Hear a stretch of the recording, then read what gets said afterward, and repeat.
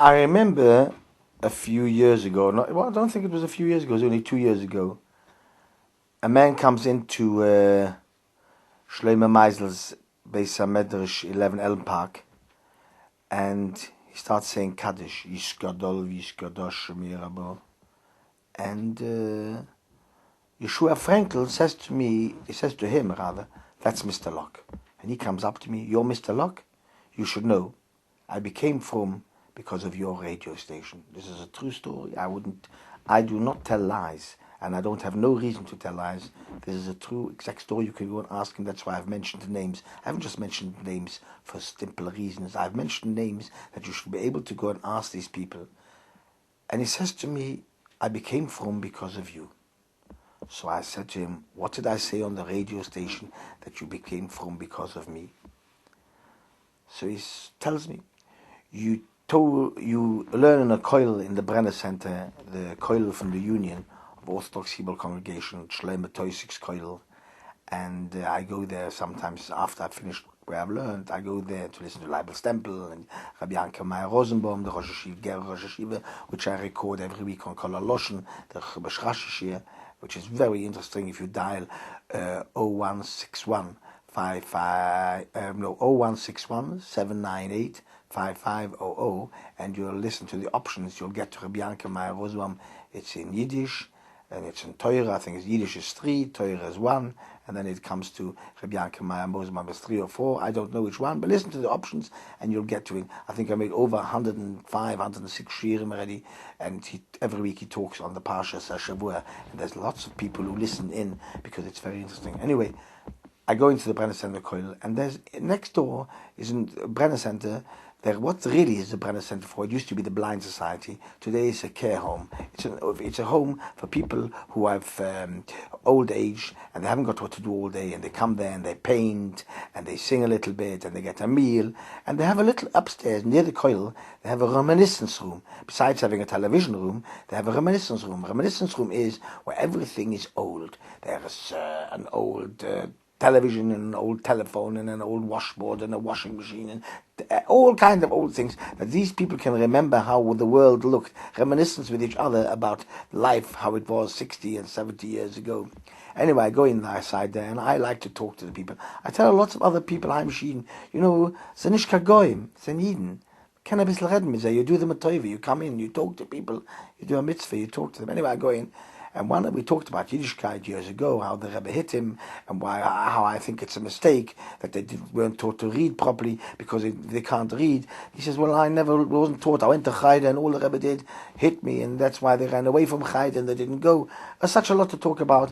I mean, I don't really understand it. Diana Abramsky was worried about Chelik Acharaim, and there were Chodorim, children who went to school and can't even read today. They can. I said, it doesn't matter. You can daven in English. And one day, as I'm in there talking to these people, one of them gets up and he says, how can you justify, if you're Orthodox, how do you justify the Holocaust?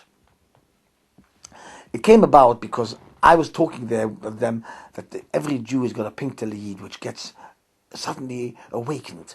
I said, when you light your candles Friday night and you think of your Einiglich, you think of not the Einiglich, you think of your grandparents, and you think of your parents, and you light your candles, and they all went like this, put down a tear, and then you think of your grandchildren, and your children. Oh, she says, one lady says to me, my grandchildren are Jewish, my son married, or my son married out, and my grandchildren are Jewish, and she was really upset, and I said, and you let a little tear, and it awakens you in Yiddishkeit that you want to do. You can make a blessing in English also, even though you can't make a blessing in Lashon HaKodesh, in Hebrew. But you can make the blessing. You can still think of God even in English, and you can say prayers in English. That's what the art school siddhas are for. Anyway, one of us says to me, how can you be believing, how can you justify God killing over 1 million children in Auschwitz and everywhere else, all these people's places? Have you been there? I said, I've been there. How can you justify, how can you still believe in God? I said, just a minute. I said to him, just because Auschwitz doesn't mean that God doesn't exist. Because such a terrible thing has happened doesn't mean God doesn't exist. I said, look, and just because I don't understand it, I have got the same question. When I get up there after 120, I hope so, I will ask the same question. I don't understand it. I've got no understanding, but I don't understand everything. There's lots of things in learning, and there's lots of things in science, and there's lots of machinery, and there's lots of things, even though as much as I do understand, and I've read through the Encyclopedia Britannica, I still lots of things I don't understand. Anyway, I said to him, do you know, the sun is 93 million miles away. And it takes the rays of the sun 8.5 minutes to reach the Earth. Light travels at 186,000 miles a second. So it takes 8.5 minutes, the 93 million miles, to come to the Earth. And that's just the end of the beginning, the nearest to the solar system. It still goes light years away, light years. You know how far light years are? Years and years away. And there's other solar systems. And we know about it. We know that there's a world out there which has got endless off, has got no end. And even though I still believe there is a world, even though I don't understand it, I don't really understand it. How can we understand something which has no beginning and no end, like the solar system? I still believe in it. And the same way, God, I do not understand God, but I believe in God. And I see that what's written in the Torah is Torah's emes, is truthful about it. And the same way as this is truthful, the same way as everything is the same way as what is truthful. That it says in the Torah, it says that the Chaze is mafres pas is nicht male geire. It doesn't chew the cud, but it's got split hooves. And the only animal in the world that has got split hooves and doesn't chew the cud is the pig, the Chaze. No other animal has been found. No other animal.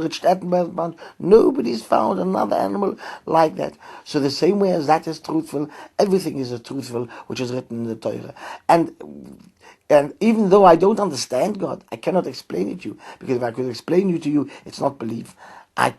God is still there, and God is the truth, and there is a God. And he was so impressed by this answer, which I put on the radio and said it out, that he decided from this answer, his little nekuda, his little pink telegid, his little flame inside him blew up. And he decided to become Orthodox and religious. That's the word he told me. And really, we have to think about the logic of what I've just now said.